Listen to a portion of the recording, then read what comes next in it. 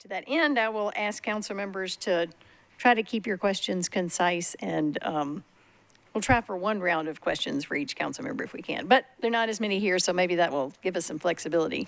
So our first department up is Juvenile Court, and I would love to welcome up Judge Sheila Calloway and probably Lionel Matthews and anyone else you want to bring with you. We appreciate y'all coming.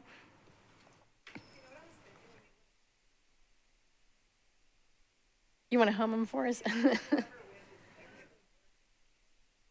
Oh, there you go. Sing for your budget. Welcome, Judge. All right. If you want singing, this is the woman.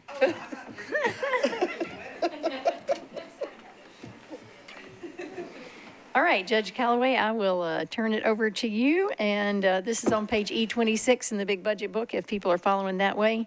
And we would love to know if the budget that you have been given will help you fulfill your mission. And if not, we can't make any promises, but if you'll let us know what other needs are, then that will at least be helpful as we try to evaluate options. So thank you so much for being here, and tell us about your budget, please, ma'am. Well, good afternoon, and I want to thank you first, Councilperson Berkeley Allen, for just allowing us the opportunity to present our budget. I know that there's a limited number of groups that get to come, and so I thank you for that opportunity. I also want to say a big thank you to all the council and to our budget team, which is usually Amanda and Ken Hartledge. We thank you all for your support and all of your guidance as we go through this budget process. I have a big shout out to my team. It's Kathy Simbach, who is the court administrator, and Jim Swack, who is the deputy court administrator for budget and finance, and then Tommy Bradley, who is the deputy court administrator for personnel. And they changed their title, so I never remember what exactly it is, but he does something with the people. There's a great org chart on the questionnaire. So they're here, and I just want to thank them for just all of their hard work and everything that they do. I also want to say a big, big shout out to my partner, and I was going to say my partner in justice, not my partner in crime, but my partner in justice, Lionel Matthews, who is the juvenile court clerk, who came anyway, even though his budget is not one of those that has to be that is not having a review today, but he decided that he wanted to come wear his blue with me and just support. And so I thank him just for not that, but the entire support that he always gives. And of course, I could not say anything without the incredibly hardworking staff that we have. Both Lionel and I have amazing staff who generally work their tails off to make sure that we are providing the best services that we can for the children and family that we serve. And so we say just a big kudos for all of them. And I just wanted, if I could take liberty before I tell exactly what was our budget request and what's in the budget, I want to tell a little about who we are. That'd be great. And so that you and the community know exactly what our goals of juvenile court are.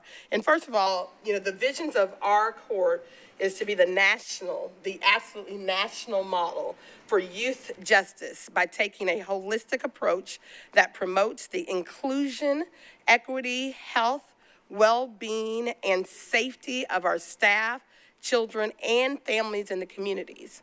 And the mission of our Davidson County Juvenile Court is to prevent problems, to promote the positive potential in all the people that we serve, and to pursue fairness and hope. And we have a number of value statements that we've worked on over the last year to make sure that everything that we are doing, everything that we ask for, whether in the budget, in our programs, that everything aligns with our mission and our vision and our values. And that we've done this by using a trauma-informed, culturally responsive, evidence-based assessment tools, sustainable restorative justice practices, and equitable and inclusive policies for all areas of juvenile court. And I'm super proud of what the things that we have done over the past several years. I'm proud to say that we've done it for the last 8, and we're continuing for another 8 with a partnership definitely with Lionel for at least another 4, hopefully another 8 as well. So we are happy about that. What we asked for in our budget requests were basically 3 different things. for a total of $233,500. We have asked for a detention contract cost escalator, which is part of a contract that was already in the works, and every year there's a contract escalator, so we did ask for that to be funded. We also requested $44,500 to add one armed security guard to post them at the employee entrance. And then we asked for an additional $30,300 in a cash match funding for to obtain over $58,000 for a grant that we will be receiving from the state of Tennessee in order to continue or expand our parental assistant court program. That program has been operating the last 5 years and it's been doing a wonderful job, and we've had the chance to extend till we have more mediators on site, more parental assistant court specialists on site, and the request is to add additional two additional packs as well to that total. So that was a lot to say. What was in the mayor's budget was included all of the requests, or the request for the detention contract cost escalator, as well as the match fund for the parental assistant court special. The amount that was not included was the $44,500 for the extra armed security guard. What the mayor also did in the budget was when everyone submitted a 2% reduction rate, we were asked to do a 2% reduction. And that was a total of $182,100 out of our current budget. That would equal to 3 of the vacant positions that we have. And you know, although they are vacant positions, they were positions that we were hoping to fill that would be able to provide better services for our community and to meet the needs of the children and the youth that we serve. And so that was the money that was excluded from our budget. And that's the sum of it. So the 2 positions that we were not, or the 2 issues that we would have would be for the extra security guard. And I will say the importance of that is, although we do have a gated lot where the employees can come in and come out, we do have a lot of people that ride behind folks when the gate opens slowly, and sometimes, many times our gate may be broken, and people will come in through the back and park, and it takes someone that's inside the building to actually have to come out eventually and ask that person to redirect that person or get that person in and out. It is a security risk for our staff, and particularly our judicial staff that uses that lot. It's always a little unnerving when you come into the lot, get ready to go to work, and you're in the same parking lot or same area as a person that is coming into court with you. And sometimes that serves a little difficulty for us. There are other ways that we would love to use an extra security staff as well, and we would love to have that in the budget, as well as if we were able to keep the 2% reduction in the 3 vacancies. We know that there are different positions, particularly in our support intervention accountability specialists, which are what we traditionally say are probation officers. If we had that additional 2% back into the budget, we would be able to fill those spots. And there are some needs, particularly with our Metro Student Attendance Center, where we are constantly doing petitions and making sure that our children are staying in the school system and doing the things that they need to do. That would prevent a lot of the services that we have, particularly in that need for our truancy and educational neglect people. And so I think that at this point, that is the sum total of what our budget.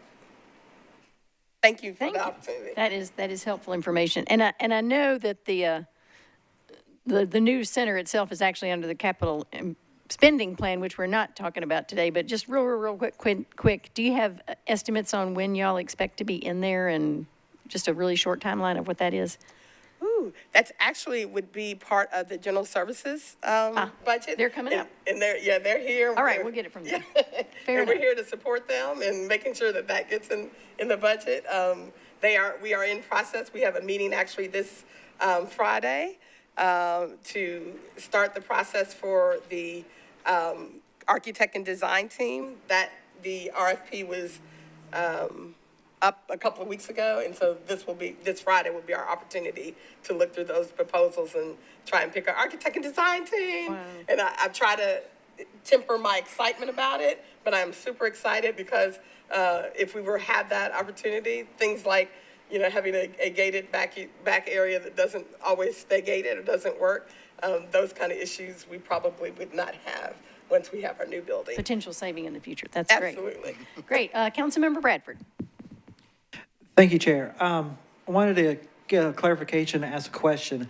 So when it comes to the Youth of America, the current contract you all have y'all seen improvements in how they operate? I've not heard too many issues in the news lately like we had a couple years ago.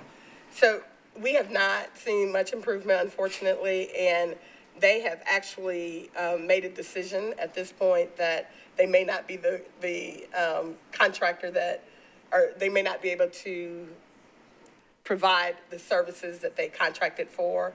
We are currently in discussions with the procurement office as well as Metro Legal as well as finance to determine whether or not they should be the ones that continue to do the contract, or there were only two facilities that actually contracted, and so there's a look at to whether we should do an emergency contract with the second place vendor to see if we can get better services. Okay, thank you for that. And just for clarification, the $44,000 for armed security, could you maybe clarify or explain the importance of having that and why it was, and maybe why it was left out of the budget? So we think that it's important for us to have that. That money actually, that would be for the sheriff's office, who actually are the monitors of the people who provide security for metro buildings. So it would be to fund the person, an extra person from the sheriff's, from the company that serves the security for the building. It is really important for us. If we had an extra person, not only could we look at potentially having someone to help with the outside of the building on a regular basis, as well as the employee lot, but also if there were weekend hours or night shifts that we could shift someone in and out, we would be able to have more flexibility to do that. It's really important because our building is technically a 24-hour building, and so if a child is locked up in the nighttime and someone has to come pick up the child from our detention facility, the building, our detention contractor now is the one that buzzes that person in. They walk back, hopefully to pick up their child, and hopefully they walk out of the building. There have been some issues sometimes where that the doors may be left open at nighttime or things that could happen, and we would be a little more comfortable if we were able to have extra security. I'm not sure why it did not get funded, but that is a request that we would like, and we think that would help just with the general safety of all of us and the youth as well. All right, thank you, Chair. Thank you. Councilmember Suara. Thank you, Chair, and thank you both for being here and the great work that you do all the time. So a couple of quick questions, and I'll go straight to them. One, I was going to ask about the escalation, but I guess it's because they may be leaving. That's why the contract has to be escalated. So we'll leave that one. The other question, I think I'm going to sound like a broken record throughout this budget hearing, something that I started with Parks, is with regards to your personnel.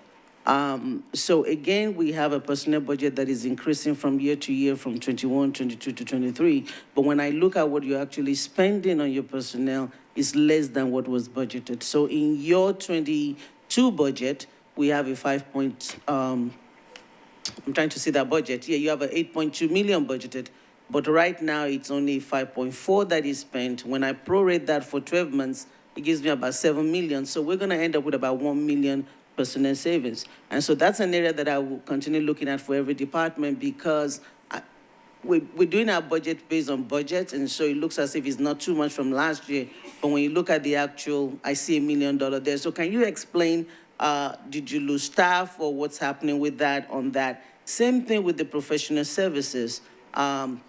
Is there a reason why there's such a dramatic increase in that line item as well, considering that we've only spent about 3 million, 3.9 about 3 million, and we're looking at almost 6 million, 5.5 million. And then the last question actually is for Mr. Matthews, and I'm glad that you're here today. When I was looking at the court, I somehow got into the clerk's budget.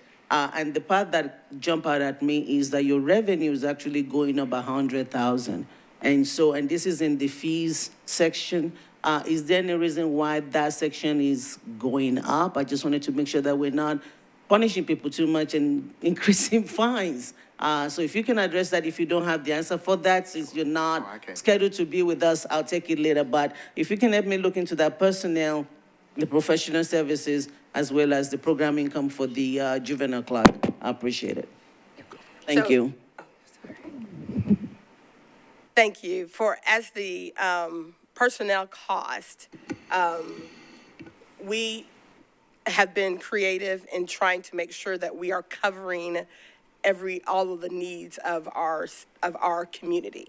And so, for instance, if we have a budget that allows for 3 support intervention accountability officers, or what we call our SAI officers, but we actually need more parental assistant court specialists. We have worked it where we can kind of transition maybe 2 spots over the probation. Is that me? Actually, it's Councilmember Bradford, and he finished on time, so you're good. And so we have, in my opinion, we have tried to, while we're trying to save the community money and not overspend or overuse some personnel costs, we have tried to creatively make sure that we are covering the holes, what we need for personnel. For instance, we recently just got a runaway specialist that is a support and intervention accountability probation officer staff. And so some of that money drew down from when we had one of our supervisor probation officers that retired, and we were able to kind of lower some of that cost and bring in a person for that position, for that hole. Now, we have lots of positions that we would love to cover, and the 2% reduction will prevent us from doing that, but we are trying our best to creatively make sure that what the actual youth and children need and our families need are covered. So we have, and Lionel probably, why his costs and fees are going up is because we have a large number of single parents that are coming in, much more than we did prior to COVID, that are coming in for help with parenting plans and custody issues. And because of that, we've seen a need for our parental assistant court to grow. And that's the reason that we've asked for that. And so some of the differences in our salaries or in our personnel costs is because of us trying to redirect what we do have to work with to make sure that we're covering the spots that we can. If we had the additional 2%, we could definitely work with more. And as to and I'm not sure exactly what the professional services all cover, but some of those include like our drug, when we send families or children for drug screening and drug testing, that's we get some of that money from the professional services cost. And so if we do more of that, then that's some of the costs that we have to cover for those things. I can get a supplemental response for you on that from my deputy of budgeting to exactly show you what the professional services costs come from. Thank you. Great, thank you. Sure, Councilmember. Councilmember. Go ahead. Sorry. Councilmember, thank you for the question. We were going into FY 2022, we were very conservative on our revenue number because we were still dealing with COVID at the time in terms of projecting out our revenue.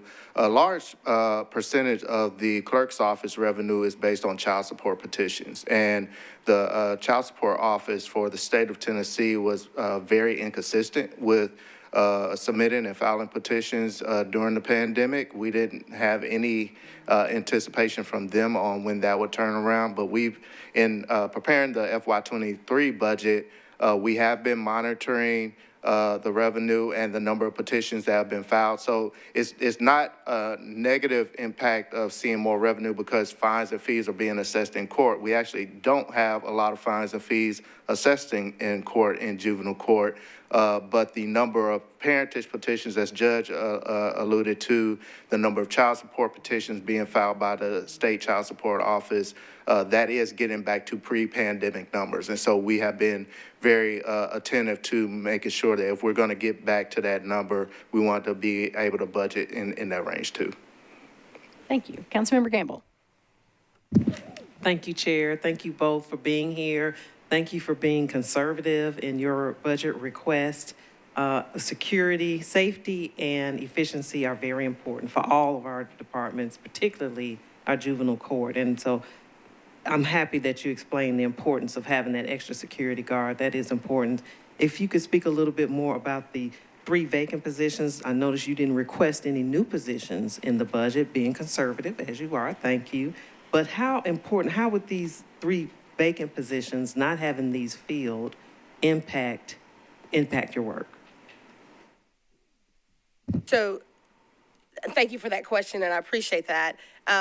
We have conservatively put people back in place. There was a time period when we were told that we couldn't refill positions. And so we have made sure that when we are refilling positions that there is a good work for them to do and that we are making sure that we're taking care of the money that we have for those positions. Without being able to fill these 3 positions, it could affect some of our, particularly our work that we're doing at our Metro Student Attendance Center.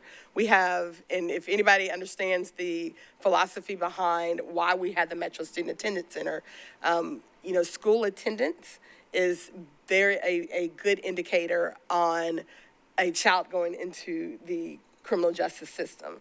And if we can keep them attending and attached in, in a school setting where they're not in the community, not getting in trouble, making sure they're engaged and have adults other than, their guardians or their parents that are really looking out for them, that helps us to reduce crime numbers. And so we've done a lot of work with our Metro Student Attendance Center and, the school systems. We have worked well with them to making sure that we have enough staff to cover all of the schools of our community. And we need more of our workers to be at Metro Student Attendance Center. The way that our attendance center works is we have about 6 different probation officers now, and each of them are assigned to a couple of different schools, and that's a lot. So if you have a one probation officer that's assigned to McGavick, for instance, which is our largest metro high school, and they have a fairly large number of truancies and kids that are loitering and skipping out of schools. And so that's a lot to ask for one person to be responsible for. And so what we would like to do is fill those positions and have more of our truancy specialists in those positions. And so those are some of the things that we would appreciate if we were to have those spots, that those are the things we would fill them with. Thank you. And I understand, just in line with that one, I understand that Mr. Edelman can clarify just a little bit how that funding is working. That mic should be on. Actually, Judge, I'm sorry, I don't know where seems to be a little bit of confusion, but the 2% reduction was not taken. So it hasn't been taken. Okay, never mind. You got it then. We got it. No, it's not taken. As well as the security position has been funded through the sheriff to run it through there. So it's not in your budget, but it's included. So just want to make those 2 clarifications. Thank you for that clarification. I'm going to close my notes. We got it all wrong. I'm sorry. We read the wrong budget sheet. I do apologize. When we looked at the budget, we thought that was what it was. So thank you. Glad we cleared that up. Are you done then? Okay. Councilmember Hurt. Good afternoon, Judge and Master Clerk. I'm so happy to see you all and the work you do. And it's near and dear to my heart. I believe that prevention is the best solution in every situation. And I consider your budget to be ultra conservative. knowing the work that you've done and having been a part of it in some way. And I do realize that being a former CASA volunteer, that I know that volunteers are lean now. And so you don't really have the help that you used to have. And with the city growing in leaps and bounds, then I can see that your plate is becoming fuller and fuller every day. And I was wondering if you all had a liaison who works directly with DCS and those in terms of the training to represent the parents and kind of help, mitigate some of the problems that they have before they actually get to you. And if you do have that, how many do you have? So we started last year, and I think it was a budget request that we got granted last year to have what we call our ARCH program. And it's for cases of prior to a family going into DCS custody. And we have one probation officer that works in the ARCH program, and she's got several cases. And what we do is very similar to if a child were to go into DCS custody, we provide services for that parent. She holds child and family team meetings. She does home studies. She does whatever she can to help prevent that person from going into that child going into custody and to make sure that they are in a good place. We also have a superb foster care review board team where the foster care review board works with and are the liaisons for the department for those youth that do go into custody. And we have 5 of them. We could always probably use more because I kind of violated some of the things that I was supposed to do as a volunteer and worked with the DCS people and trying to do it because I saw the need. And, I just got back from Florida, visiting my grandson who will turn 6 months old tomorrow. Amen. And I've been reading a book, and it was talking about some of our history and how so much money was invested into our jail system and incarceration. And I'd really like to see that flipped and where we invested in our children and making sure that they have the kinds of things that you offer. And I just received a wish list here from my Metro Council office. So, I might need to add some things on here knowing what it is that we need. So I just wanted to know if we had enough help in order for there to be a change, especially with you not seeing the kind of help that Youth of America has provided, and just wondering if it would be a stronger and more effective way if it was something that was done internally, that you worked directly with your community because they know what's really going on. Absolutely. I think we should have a discussion. Absolutely. Thank you. We are, I'm going to try to keep us on track. So Councilmember Druff, I'll let you ask a question related to the budget, if you'll make it short and concise. Thank you. Very short and concise, Judge. Great to see you. Great. Good to see you. Great to see you guys. Where do you, when people go career rehab, do you have a system that allows your juveniles to go back and rehab into careers or education? And where would that be? So it depends. We do have a lot of different programs that we use for our youth. For instance, we have for youth who are identified as gang members, we have a GRIP court, which is Gang Resistance Intervention Program. Part of that court, they work with the Oasis Center. They do a lot of different things. So they actually do some trips to some colleges, that kind of activities where they actually have gone to a couple of different businesses and entrepreneurs and have conversation with them. It's not really a career program, but it's something that we've worked with. Lionel helped us to get you go ahead. Oops, I turned you off, sorry. Go ahead. Mom? Yeah, so I worked with the detention center and MMPS to bring in certain certifications in our detention center. So we were certifying youth in hospitality services. We had culinary specialist Patrick Sweat that was coming into our detention center even before we set up the certification, but he started to train and certify youth in the hospitality industry, which I know you have a background in. Also, we were certifying in barber and what's it called? Cosmetology. I'm sorry. Had a brain freeze. Barber and cosmetology, and also in automotive services. The academy over at Maplewood were coming over and working on certifications in our detention center. And even with the switch in vendors in the detention center, we hope that that's able to continue. Good, thank you. I got more questions, but I'll take it offline. Thank you. Okay, so you can submit questions to Director Darby, and those will go on the council website so we can all see them, so I appreciate that. Thank y'all so much for coming. We appreciate what y'all do, and we know how important it is. Just since Councilmember Hurt brought up the budget wish list, I will say if there's also a form online, so if council members want to make changes to the budget, it has to be a balanced budget, so any money that we add, we have to find some other place to take it from, so that's part of your budget wish list as well. But we appreciate what y'all are doing, and thank you for explaining your budget, and we'll move on to the next department. Thank you so much. We thank you for your time.